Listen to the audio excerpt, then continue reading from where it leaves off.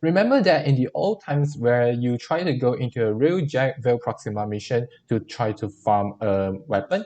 You guess it, it's not Queller nor Pennant. That's right, Shedu. Of course, this video is not trying to talk about how hard it is to farm Shedu in the old days, but one question asking me, I'm actually quite surprised that Shedu is one of the weapons that quite useful and fun to play with because it is quite similar to Bubonico, which is an arm cannon, and you could tell that Shedu is quite useful in the Star Trek mission, especially in Void Fishes and AFK farming. But that only in the Star Trek mission. You rarely see people use in the Steel Path missions, let alone those endurance missions. Yes, some people will use Shedu in the Steel Path, but not as popular as Bubonico, especially Kubazardi.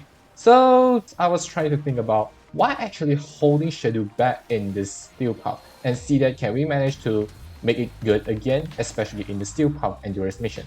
So without further ado, let's hop right into it. Because we know that Shedu is arm cannon, which is similar to Bubonico, so it is obvious that we will try to compare it with Bubonico.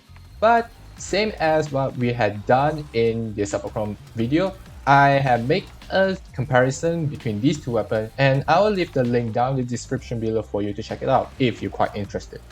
After doing some comparison between Shedu and Bubonico, I realized that Shedu actually got a lot of problems that making it hard to compete with Bubonico. The main problem for Shedu is that it put too much effort into applying those extra stuff compared to Bubonico, which just more focused on the usual weapon D, damage, stat, whatever it can be. If you take a look at Shedu, you could tell that it has a very minimal amount of magazine, but that's because it needs to make sure that it has a quick reload speed, meaning 0.4 seconds. But is this really that matters? Because if let's say that you really need a lot of magazine, then the low amount of magazine with high reload speed actually not very useful at some point. Otherwise, why Viper and Viper Wraith didn't get the attention that we always hoping for? Maybe you will ask that, but Shedu actually got the removal of Sentient resistance. Should it be good? Here's the question. If you can dealing high damage enough, even when the Sentient resistance is activated, do you really think that removing it actually matters? Not to mention that you can also use operated void damage to remove the Sentient resistance. So why must dump all the magazine for Shedu in order to strip off the immunities?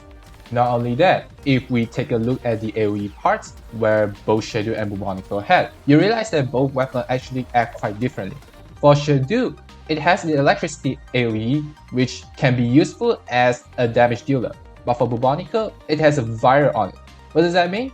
Bubonico can use the off-fire AoE to prime the enemies and use its main shot to dealing damage. But for Shedu, no, the electricity cannot become as the main primer, instead more on the damaging side. But remember one thing, Galvanized CO does not work on the AoE part. What does that mean?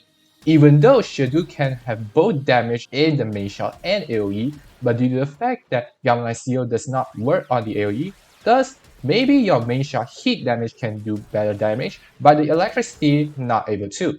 But for Bubonico, it didn't really care about because the AoE part can use the viral just only for the purpose of priming and still using the main shot to deal damage. This is where Shedu actually suffers from. And last but not least, Shedu actually using the assault rifle mod, but for Bubonico, it used the shotgun mod instead. Because at some point, shotgun mods is better compared to the rifle mod, which also include the motor setup and the prime electricity mod, where assault rifle not really able to use from. That's why you can see that Bubonico can be much more better compared to Shedu almost every scenario.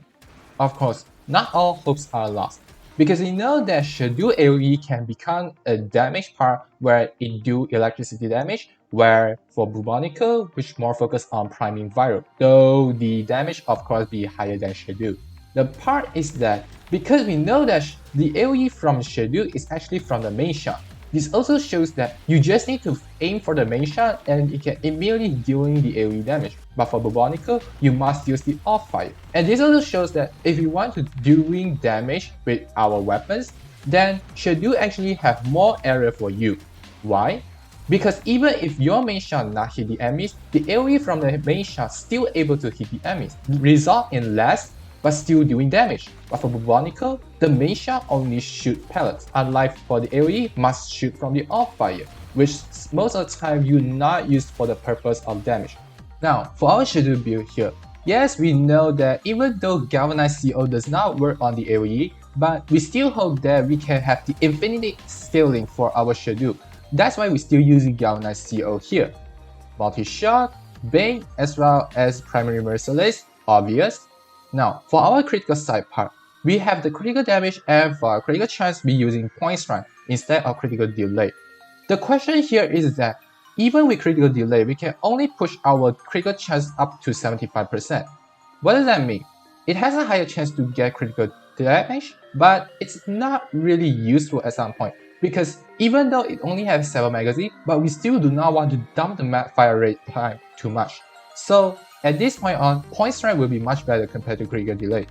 And for the element side, this is where it actually suffers a lot, because for Bubonica, you have viral, so you don't have to worry about.